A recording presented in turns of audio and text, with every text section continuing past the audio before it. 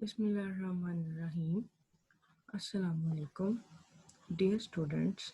उम्मीद है कि आप लोग खैरियत से होंगे, सब कुछ ठीक होगा और आपकी सेहत वगैरह सब ठीक होगी और लेक्चर साथ साथ प्रिपेयर कर रहे होंगे। आज का लेक्चर स्टार्ट करने से पहले एक अच्छी बात, रसूल अल्लाह सल्लल्लाहु अलैहि वसल्लम said, forgive others and Allah will forgive you। रसूल अल्लाह सल्लल्लाहु अलैहि वसल्लम का फरमान है कि तुम दूसरों को माफ़ कर दो और अल्लाह तुम्हें माफ़ कर देगा। हम इंसान हैं, डेली लाइफ में हमसे कोई ना कोई छोटी बड़ी गलती हो जाती है। कभी किसी के साथ बदतमीज़ी हो जाती है या कोई हमारे साथ बदतमीज़ी कर लेता है, लेकिन अगर कोई हमसे माफ़ी मांगे तो हमें उसे माफ़ कर देना चाहिए और अल्लाह ताला भी हमें माफ़ कर देंगे। और अगर हमसे कोई गलती हो जाती है तो हमें दूसरों से माफ़ी मांग लेनी चाहिए ताकि अल्लाह ताला भी हमें माफ़ कर दें। अल्लाह ताला हमारी तमाम गुनाहों को और गलतियों को माफ़ फरमाए, आमीन। Now move towards lecture. Chapter number 13, gaseous exchange। Contents: respiratory organs in representative, aquatic and terrestrial environment. Respiration in hydra. Respiration in earthworm. Respiration in cockroach. Respiration in fish. Respiration in frog. Respiration in birds. Respiratory organs in representative, aquatic and terrestrial environments. Aquatic और terrestrial animals में respiratory organs कैसे होते हैं, उनकी क्या properties होती हैं। Aquatic animals जो कि पानी में रहते हैं और टेरेस्ट्रियल एनिमल्स जो कि खुश्की पे रहते हैं। Properties of respiratory surfaces in animals. Respiratory surface या सांस लेने की जो सरफेस है, सतह है, उसका जानवरों में क्या उसकी खुसूसियात हैं। रेस्पिरेटरी सरफेस, सांस लेने की सतह। Sites where gaseous exchange take place, ऐसी जगह जहाँ से गैस एक्सचेंज हो सकती है, गैस का तबादला हो सकता है, उसे रेस्पिरेटरी सरफेस कहते हैं। प्रॉपर्टीज, इनकी खसूसियात क्या होनी चाहिए। Large surface and moisture, surface area बड़ा होना चाहिए और नमी होनी चाहिए। Lungs in land vertebrates, gills in fishes. इंसानों में या लैंड वर्टिब्रेट्स में जितने भी ज़मीन के ऊपर रीढ़ की हड्डी वाले जानदार हैं, इनमें लंग्स यानी कि फेफड़े पाए जाते हैं और मछलियां जो कि पानी के अंदर रहती हैं, इनमें गिल्स पाए जाते हैं जिन्हें गिल फड़े भी कहते हैं। वर्टिब्रेट्स ऐसे जानवर हैं जिनमें रीढ़ की हड्डी मौजूद है। फिश भी एक वर्टिब्रेट ही है, लेकिन ये वाटर में पाई जाती है। बाकी के वर्टिब्रेट मोस्टली लैंड पे एग्जिस्ट करते हैं। तो जितनी ज़्यादा सरफेस एरिया मॉइस्ट होगा और ज़्यादा बड़ा होगा, उतना ज़्यादा गैस एक्सचेंज होगा, उतनी ही मॉइस्ट सरफेस गैस एक्सचेंज को आसान बना देगी। Thin epithelium, little distance for diffusion, one cell thick in most animals. जितनी ज़्यादा एपिथेलियम या फिर अपर लेयर थिन होगी, बारीक होगी, उतना ज़्यादा गैसेस का बाहर से अंदर की तरफ डिफ्यूज होना आसान हो जाएगा। डिफ्यूजन हम ज़्यादा एरिया वाले, ज़्यादा कंसंट्रेशन वाले एरिया से कम कंसंट्रेशन वाले एरिया की तरफ मूवमेंट को कहते हैं मॉलिक्यूल्स की। तो ऑक्सीजन के मॉलिक्यूल इजीली मूव कर जाएंगे इनसाइड अगर एपिथेलियम बारीक होगी और डिफ्यूजन का फासला कम हो जाएगा। One cell think in most animals, ज़्यादातर एनिमल्स में जहाँ से सांस लेना होता है वहाँ पर सरफेसेस वन सेल थिक होती हैं, सिर्फ एक सेल ही थिक होती हैं ये, ताकि डिफ्यूजन इजीली हो सके। वेंटिलेशन, वेंटिलेशन जैसा कि हमने पढ़ा था कि ये ब्रीदिंग या ऑर्गेनिज्मिक रेस्पिरेशन को भी कहते हैं। तो वेंटिलेशन में स्टीप डिफ्यूजन ग्रेडियंट होना ज़रूरी है। स्टीप कहते हैं डीप को, और डिफ्यूजन ग्रेडियंट कि जहाँ से हमने गैसेस को एक्सचेंज करना है वहाँ पर एक ग्रेडियंट, एक ढलवान होनी चाहिए। एक साइड पे गैसेस ज़्यादा होनी चाहिए और दूसरी साइड पे कम। जैसे हमारी बॉडी के अंदर ऑक्सीजन कम है लेकिन माहौल में ऑक्सीजन ज़्यादा है, इसी तरह कार्बन डाइऑक्साइड हमारी बॉडी के अंदर ज़्यादा होती है और माहौल में कार्बन डाइऑक्साइड कम है। सो एक ग्रेडियंट बन जाती है जिसकी वजह से इजीली वेंटिलेट किया जा सकता है। Capillary network, extensive network of capillaries, blood flow at adequate speed, maintain diffusion gradient. Capillary network बहुत ज़्यादा इम्पोर्टेंट रोल प्ले करता है रेस्पिरेटरी सरफेस में। जैसा कि हम यहाँ देख सकते हैं कि लंग्स में एक बहुत ही एक्सटेंसिव, बहुत बड़ा कैपिलरी नेटवर्क शो किया गया है। ब्लड इसमें मूव करता है एक मुनासिब स्पीड पे, एडिक्वेट स्पीड पे, और ये डिफ्यूजन ग्रेडियंट को मेंटेन करता है। यानी कि जो हमने बात की थी कि एक जगह पे ज़्यादा होनी चाहिए कंसंट्रेशन और एक जगह पे कम होनी चाहिए, तो जैसे ही ये मूव करवाता जाएगा ऑक्सीजन को, तो ऑक्सीजन इस्तेमाल होती जाएगी और ग्रेडियंट मेंटेन रहेगी। बॉडी के अंदर ऑक्सीजन की मिकदार यूज़ होने की वजह से कम होती जाएगी और बाहर से ऑक्सीजन बॉडी में मूव करेगी। इसी तरह ये कार्बन डाइऑक्साइड को कलेक्ट करता जाएगा बॉडी से, और कार्बन डाइऑक्साइड की मिकदार बॉडी के अंदर ज़्यादा होने लग जाएगी और बाहर कम होगी, इसलिए वो बाहर को मूव करेगी। Respiration in hydra. Hydra aquatic animals हैं, बहुत ही सिंपल होते हैं ये। इनमें रेस्पिरेशन कैसे होती है? Respiratory organs, no specialised organs. जैसे अभी हमने बात की कि मछलियों में गिल्स मौजूद है और लैंड वर्टिब्रेट्स में फेफड़े या लंग्स मौजूद हैं। तो हाइड्रा में कोई भी स्पेशलाइज्ड ऑर्गन नहीं होता जो कि रेस्पिरेशन में इन्वॉल्व हो। Gaseous exchange, intake of oxygen, removal of carbon dioxide. ये क्या करते हैं? तमाम जानवरों की तरह ये भी ऑक्सीजन को इनटेक करते हैं, ऑक्सीजन एब्जॉर्ब करते हैं, और removal of carbon dioxide remove करवाते हैं। बाइजर्नल सरफेस ऑफ हाइड्रा, इनमें चूंकि कोई स्पेसिफिक ऑर्गन मौजूद नहीं है जो रेस्पिरेशन में हेल्प करे, इसलिए इनकी जनरल सरफेस से गैसेस डिफ्यूज होती हैं अंदर और बाहर की तरफ। यहाँ पर हम हाइड्रा की डायग्राम देख सकते हैं। इसमें ये जनरल सरफेस दी गई है और इसके ऊपर से हम देख सकते हैं कि ऑक्सीजन अंदर की जानिब एंटर हो रही है और कार्बन डाइऑक्साइड बाहर की जानिब एंटर हो रही है। ऑक्सीजन एंटर होके गैस्ट्रोडर्मस एक्टिव, ये एक कैविटी है, खाली जगह है यहाँ पर जिसमें ये जा रही है। दूसरी तरफ से कार्बन डाइऑक्साइड बाहर पानी होगा यहाँ पर जिसमें डिसॉल्व हो रही होगी। By cells lining digestive cavity, enteron. Hydra की अंदर एक डाइजेस्टिव कैविटी होती है जहाँ पर सारा खुराक को हजम करने का सिलसिला चलता है, इसे हम एंट्रोन कहते हैं। तो ये यहाँ पर सेल्स की लाइनिंग मौजूद होती है, ये वहाँ से भी गैसेस को एब्जॉर्ब करते हैं। जब हाइड्रा के माउथ से यहाँ से वाटर आएगा तो वाटर आने के बाद साथ साथ का ऑक्सीजन और कार्बन डाइऑक्साइड भी अंदर एंटर होंगी। यहाँ पर डाइजेस्टिव कैविटी में आने के बाद पानी के ऊपर पानी के अंदर कार्बन डाइऑक्साइड को रिमूव करवा दिया जाएगा और ऑक्सीजन वहाँ से ले ली जाएगी।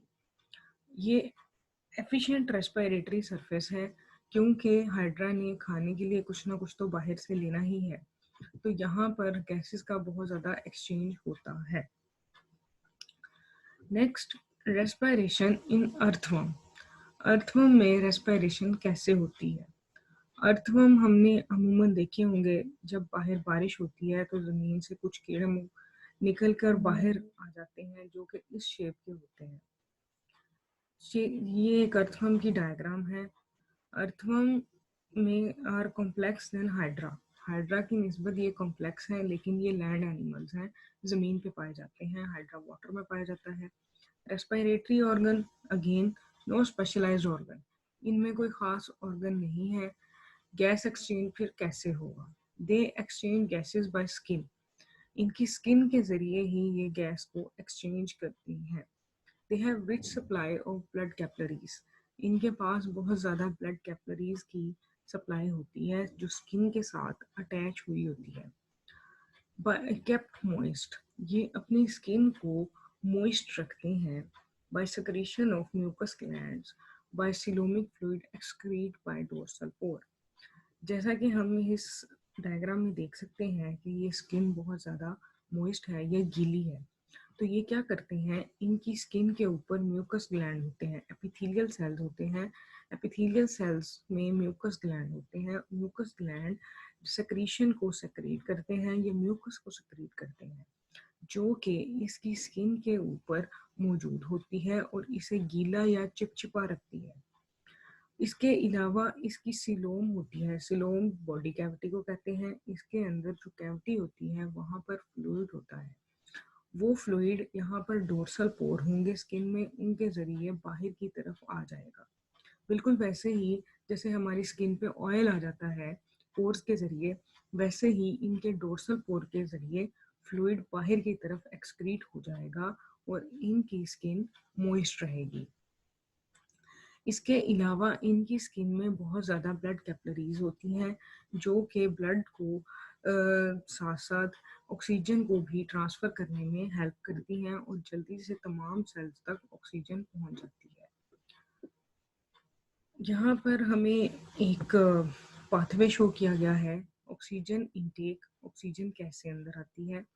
डिजॉल्व ऑन वेट सरफेस, सबसे पहले ऑक्सीजन वेट सरफेस पे डिजॉल्व होती है और क्यूटिकल प्लस एपिडर्मल सेल्स, जहाँ से इसे क्यूटिकल या एपिडर्मल सेल्स तक पहुँचाया जाता है। क्यूटिकल एक लेयर होती है प्रोटीन की, जो कि प्रोटीन ऑर्गेनिजम्स के ऊपर पाई जाती है, ये क्यूटिन प्रोटीन से मिलकर बनती है।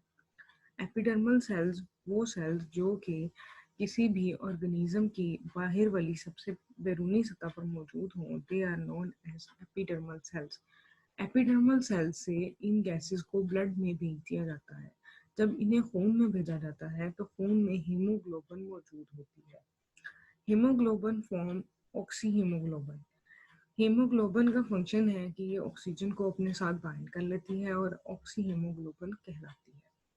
फिर उसके बाद ये आगे मूव करती जाती है, release oxygen at tissue level, और ये जहाँ जहाँ से गुजरेगी वहाँ वहाँ ऑक्सीजन को रिलीज करती रहेगी। सो इस तरीके से वेट सरफेस से ऑक्सीजन डिसॉल्व होने के बाद एपिडर्मल सेल्स में, और फिर ब्लड, फिर हीमोग्लोबिन, और लास्ट एंड फाइनली इसको हर टिश्यू तक पहुंचा दिया जाता है। कार्बन डाइऑक्साइड कैसे एक्सक्रीट होती है? सबसे पहले टिश्यूज में से कार्बन डाइऑक्साइड को ब्लड में एंटर करवाया जाता है। ब्लड के अंदर प्लाज्मा मौजूद है, प्लाज्मा ब्लड के लिक्विड पार्ट को कहते हैं। यहाँ पर डिफरेंट प्रोटीन्स वगैरह होती हैं जो कि कार्बन डाइऑक्साइड को अपने साथ अटैच कर लेती हैं। यहाँ से कार्बन डाइऑक्साइड को स्किन तक पहुँचाया जाता है। स्किन पर पहुँचाने के बाद इसे बाहर की जानिब एक्सक्रीट करवा दिया जाता है। सो ये पाथवे अर्थवर्म इस्तेमाल करता है रेस्पिरेशन के लिए। रेस्पिरेशन इन कॉकरोच, कॉकरोच हमने आम देखे हैं घरों में फिरते हुए। सो इनके अंदर रेस्पिरेशन कैसे होती है? रेस्पिरेटरी ऑर्गन्स, स्पेशलाइज्ड ऑर्गन्स, इनके अंदर स्पेशलाइज्ड ऑर्गन्स मौजूद हैं रेस्पिरेशन के लिए। जैसे हमने पिछली 2 क्लासेस में पढ़ा हाइड्रा एंड अर्थवर्म में कि इन दोनों ऑर्गेनिज्म में स्पेशलाइज्ड ऑर्गन्स मौजूद नहीं है, लेकिन कॉकरोच में स्पेशलाइज्ड ऑर्गन्स मौजूद होते हैं। नो इन्वॉल्वमेंट ऑफ ब्लड, अलबत्ता इनमें खून की इन्वॉल्वमेंट नहीं होती, खून इनके अंदर गैस एक्सचेंज में हेल्प नहीं करता। First of all ट्रैकी, branching system of air tubules, इनकी बॉडी के सेंटर में ब्रांचिंग सिस्टम होता है जिसके अंदर डिफरेंट ट्रैकी पाए जाते हैं। मेन ट्रैकियल ट्रंक, छोटे छोटे यहाँ पे हम देख सकते हैं कि पार्ट्स में डिवाइड हुई हुई है, इन्हें हम ट्रैकी कहते हैं। लाइंड बाय काइटिन, इनके ऊपर काइटिन की लेयर मौजूद होती है जो कि इनको लाइन क्लियर रखती है। कम्युनिकेट विद एक्सटीरियर, ये बैरूनी सतह के साथ कम्युनिकेट करने के लिए होते हैं। इनके ट्रैके का काम बाहर की सतह के साथ एक्सटीरियर माहौल के साथ कम्युनिकेट करना है, गैसेस को एक्सचेंज करवाना है। बाय अपर्चर्स कॉल्ड स्पाइरकल्स, इन ट्रैकियल ट्रंक्स में छोटे छोटे सुराख होते हैं जिन्हें हम स्पाइरकल्स कहते हैं। जैसा कि हम इस डायग्राम में देख सकते हैं कि यहाँ पर सुराख छोटे होंगे जिन्हें हम स्पाइरकल्स कहेंगे। स्पाइरकल्स के जरिए हवा अंदर आएगी और बाहर जाएगी। ये इस जगह पर मौजूद होते हैं किनारों की साइड पे। They divide and subdivide to tracheoles. Tracheal system मजीद डिवाइड होता है और डिवाइड होता ही चला जाता है और ये ट्रैक्यूल्स बना देता है। ट्रैक्यूल्स फाइन थिन वॉल्ड नालियाँ होती हैं। यहाँ पर हम देख सकते हैं कि ये बहुत ही छोटी छोटी बारीक बारीक मजीद नालियों में डिवाइड होता जाएगा और इसे अब हम ट्रैक्यूल कहेंगे। Spiracles lateral sides of body, body के किनारों वाली साइड पे ये मौजूद है। 10 पेयर्स ऑफ अपर्चर, 10 पेयर्स होते हैं इनके। 2 are in thorax, 2 thorax region में होते हैं धड़ वाले पोर्शन में। 8 लाई इन एब्डोमिनल सेगमेंट्स, और 8 पेट वाले पोर्शन में मौजूद होते हैं। Tracheoles, they make blind ducts. Tracheoles जैसे ही आगे आगे मूव करते जाएंगे तो लास्ट में जाकर ब्लाइंड डक्ट्स हो जाएंगी। ब्लाइंड से मुराद ये है ऐसी डक्ट्स जो दूसरी जानिब नहीं ओपन करती बल्कि ये एक साइड पे जाकर बंद हो जाती हैं।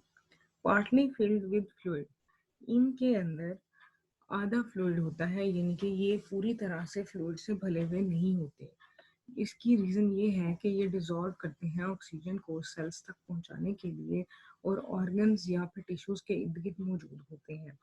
इनमें फ्लूइड की मिकदार थोड़ी कम होती है ताकि गैसेस भी साथ साथ मूव कर सकें।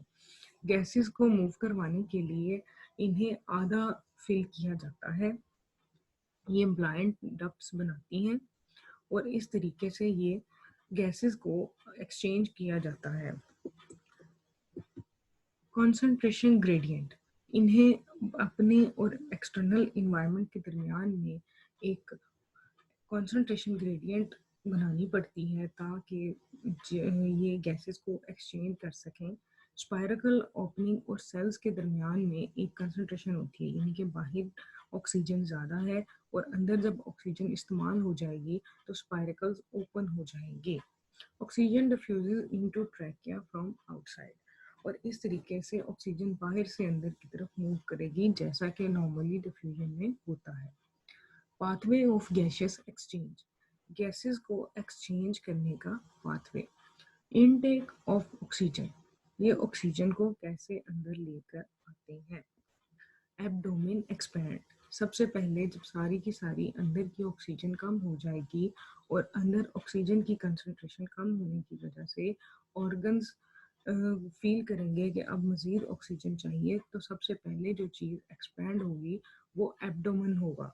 जैसे ही एब्डोमेन एक्सपैंड होगा तो एंटीरियर 4 स्पाइरकल्स ओपन, आगे के 4 स्पाइरकल्स जो कि 2 थोरैक्स रीजन में मौजूद थे और 2 पहले एब्डोमेन रीजन के, ये ओपन हो जाएंगे।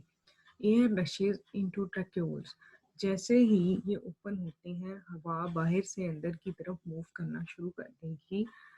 टिश्यूज सेल्स, फिर इसको टिश्यू सेल तक पहुंचाया जाएगा ट्रैक्यूल्स के जरिए और वहां पर फिर exchange of gases and carbon dioxide होगा। इस तरीके से हवा अंदर आएगी।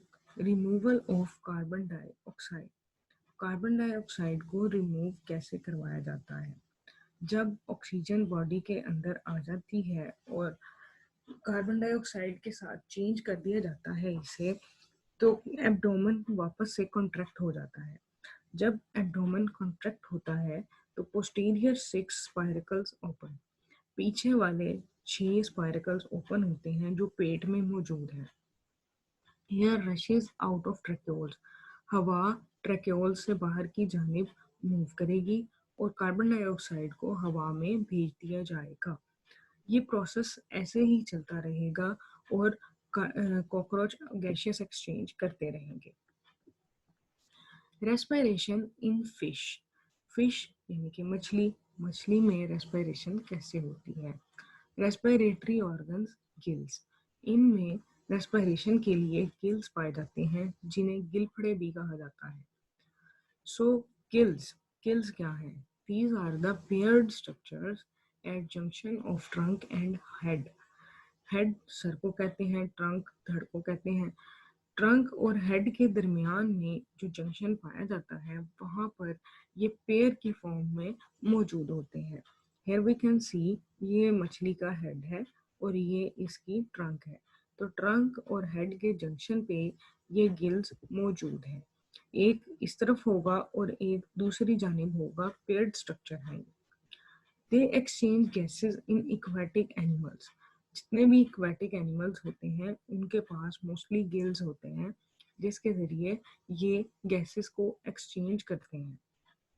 दे आर 4 to 5 पेयर्स, 4 से 5 पेयर होते हैं जैसा कि हम यहाँ देख सकते हैं, 1 2 3 4 और ये 5। 4 से 5 पेयर्स में ये मौजूद होते हैं, यहाँ पर भी होंगे और दूसरी जानिब भी।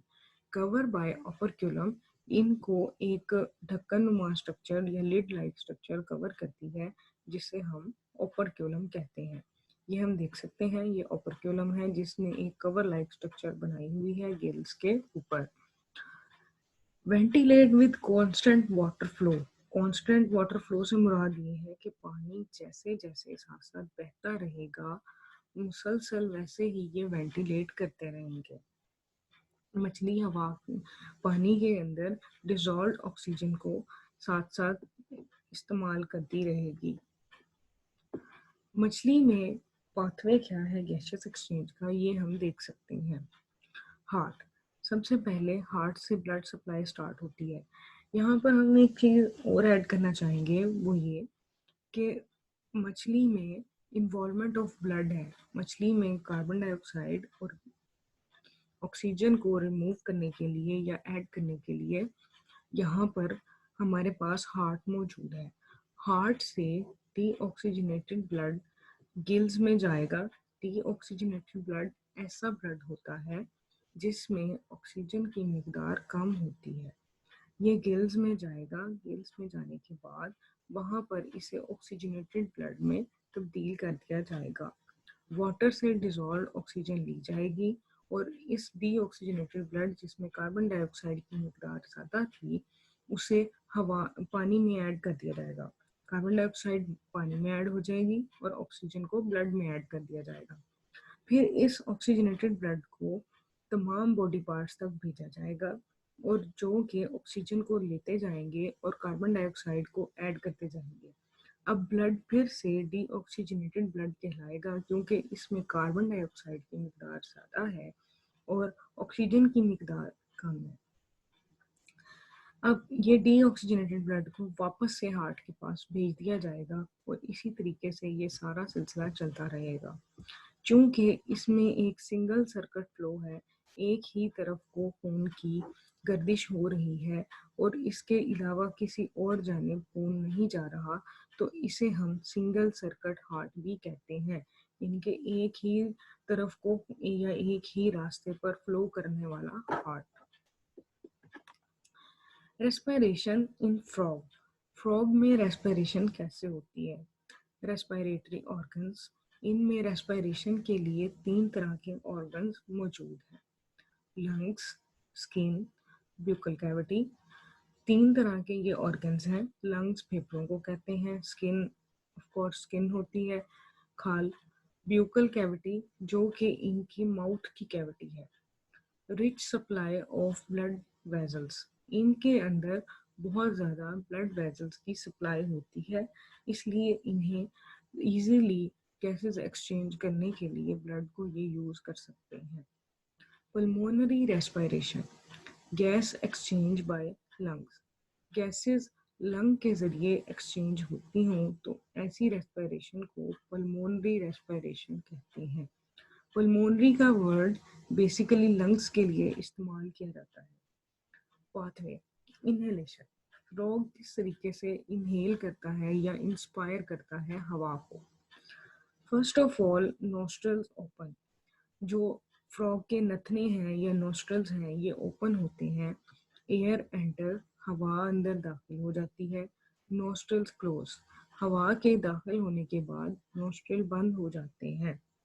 The buccal cavity floor rise, buccal cavity का फ्लोर ऊंचा हो जाता है and air moves into the lungs, और हवा लंग्स में चली जाती है। जैसा कि हम इस डायग्राम में देख सकते हैं, इंस्पिरेशन में क्या हुआ कि नोस्ट्रल्स ओपन हुए, नोस्ट्रल के ओपन होने से ब्यूकल कैविटी फैल गई और हवा अंदर आ गई।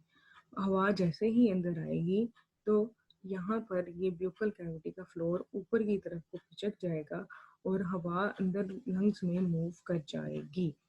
अब यहाँ से जैसे ही नोस्ट्रल बंद हुए तो ब्यूकल कैविटी राइज कर गई ऊपर को और हवा लंग्स में चली गई। एक्सहेलेशन, ये किस तरीके से हवा को बाहर निकालते हैं। Air moves out of the lungs, हवा लंग्स से बाहर जाती है। Buccal cavity floor, buccal cavity का फ्लोर दोबारा से नीचे आ जाता है और नोस्ट्रिल ओपन होते हैं और हवा बाहर की तरफ मूव कर जाती है। यहाँ पर हम इस डायग्राम में देख सकते हैं कि जैसे ही हवा वापस आई है लंग से एक्सचेंज के बाद, तो ब्यूकल कैविटी फूल गई है, इसका फ्लोर नीचे की जानिब आ गया है। अब हवा ने यहाँ से बाहर मूव करना है। अब जैसे ही नोस्ट्रल्स ओपन होते हैं तो ब्यूकल कैविटी वापस से ऊपर चली जाती है और हवा को बाहर भेज दिया जाता है। इस तरीके से एक्सपिरेशन का अमल कंप्लीट किया जाता है, जिसे हम एक्सहेलेशन भी कहते हैं। लंग्स इन फ्रॉग, फ्रॉग के लंग्स बैलून लाइक सैक्स की तरह होते हैं, यानी कि इनमें कोई ख़ास स्ट्रक्चर्स मौजूद नहीं है। जब ये हवा के साथ पूरी तरह फूलते हैं तो ये सिर्फ ऐसे ही लगते हैं जैसे कोई दो बैलून मौजूद हों। थिन वॉल इनर चैम्बर, इनके अंदर बारीक बारीक, बहुत ही बारीक वॉल के चैम्बर मौजूद हैं, क्योंकि हमने पहले भी ये बात कही है कि जितनी कोई सतह बारीक होगी उतना ही गैस का एक्सचेंज होना आसान हो जाएगा। They have rich supply of capillaries, इनमें बहुत ज़्यादा कैपिलरीज मौजूद होती है। Main site for gases exchange, frog के लिए गैस एक्सचेंज करने में ये मेन साइट का रोल प्ले करते हैं। क्यूटेनियस रेस्पिरेशन, दूसरी तरह की रेस्पिरेशन जो फ्रॉग में पाई जाती है उसे क्यूटेनियस रेस्पिरेशन कहते हैं। This gas exchange occurs by skin, ये स्किन के जरिए होता है।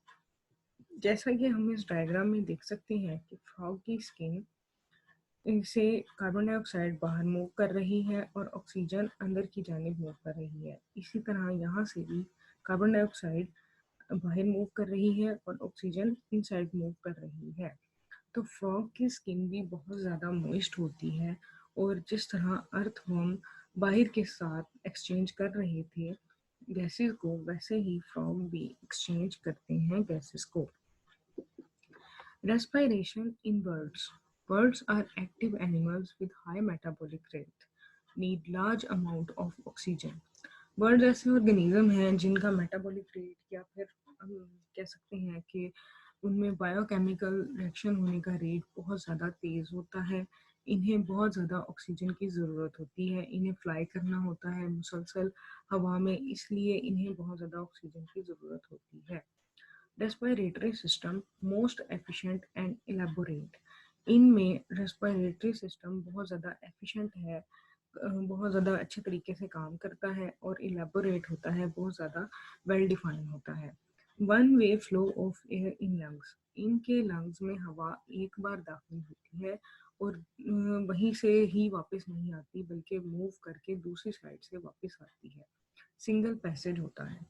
Lungs, parabronchi instead of alveoli, alveoli की बजाय पैराब्रोंकाई इनमें मौजूद होते हैं। These are tiny thin wall ducts, जो कि बहुत ही बारीक छोटी छोटी डक्ट्स होती हैं। ओपन एट बोथ एंड्स, ये दोनों एंड्स पे ओपन होती हैं।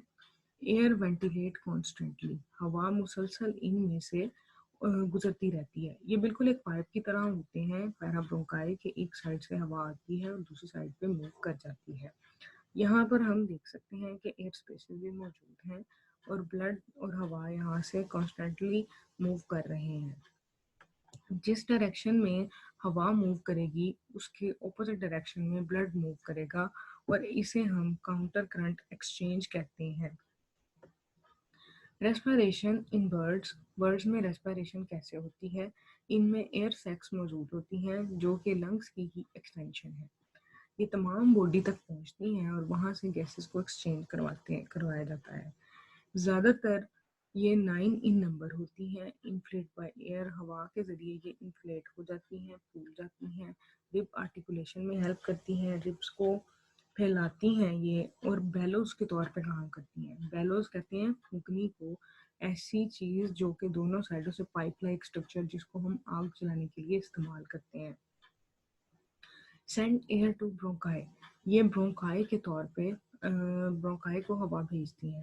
यहाँ पर हम देख सकते हैं कि ये पैरा ब्रोंकाई की स्ट्रक्चर है। हवा एक साइड से जब एंटर होती है तो यहाँ पर दूसरी साइड से मूव करके बाहर जाएगी। Now here are some important short questions. Please note them and learn them.